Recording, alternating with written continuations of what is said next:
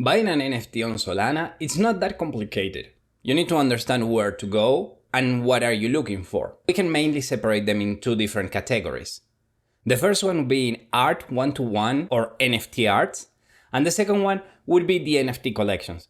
Today, I'm gonna jump into the different marketplaces, understand what they offer, how can you use them as a buyer and as a seller, and try to help you decide which site is the one that you're looking for.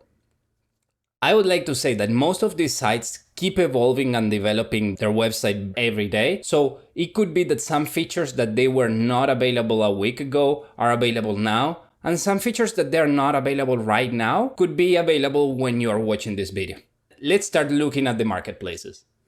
I would like to start this list with the NFT collection one-to-one or NFT arts. The reason for this is because each NFT is unique. This means that if an artist creates a collection of 100 NFTs, you will hold one of a kind in the case that you acquire one of them. Most of these artists use a website called Olaplex to create their store. Olaplex is a place to discover, explore, and collect NFTs from incredible creators on Solana. The reason why most of the artists choose to use Olaplex is because the fees are pretty low and you do not need any coding experience. You just create the store, you make a list of all the NFT collection that there is there, and then you can actually start doing auctions on it.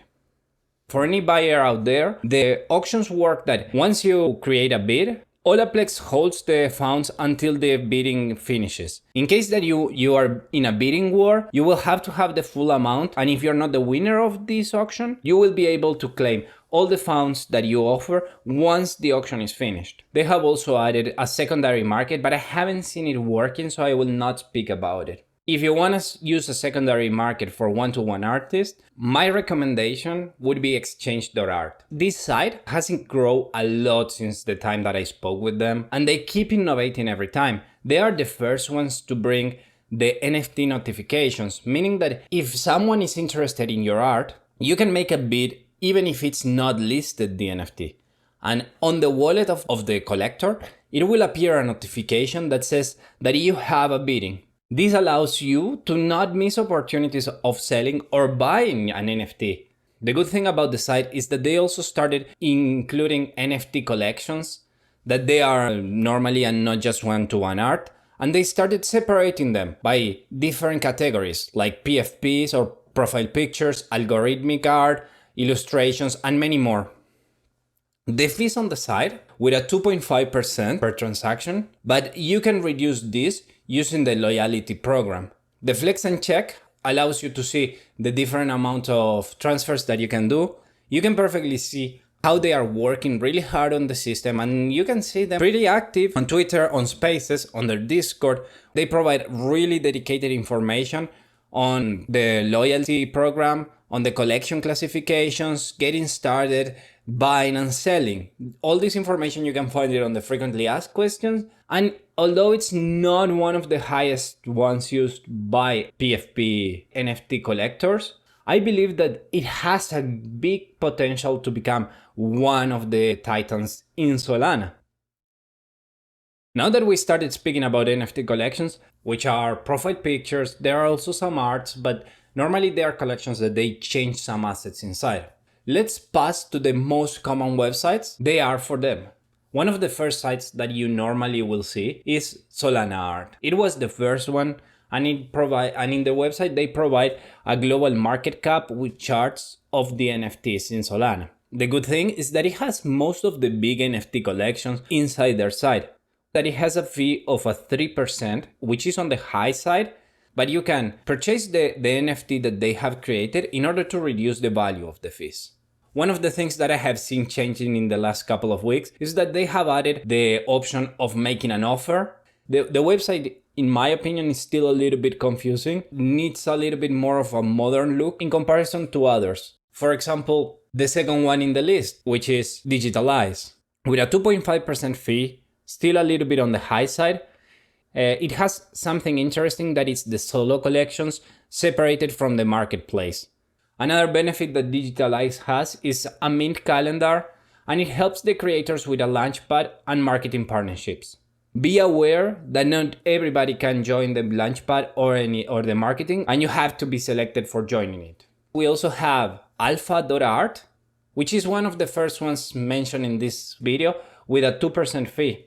Something to be noted is that on alpha.art, you cannot list any NFT with royalty sharings. And also on the activity section, there is no graph with historic price charts. The most popular site is Magic Eden. One of the benefits is that it has the global stats, which means that any transaction that is made in the Solana marketplace, it will appear on the site. It also has most of the collections, and with a 2% fee that is on the low side, it's really impacting on the Solana metaverse. As far as I recall, they are the first ones creating the bidding or make an offer option, which allows you to get an NFT or make an offer in an NFT up to a 50% of the value that it's listed. And they also have a launchpad. Again, be aware that the launchpad is selective and not all the projects will be accepted. I think that Magic Eden being so big, they need to improve on the categories that they provide or they do not provide. Something that we can actually see different on solc.io.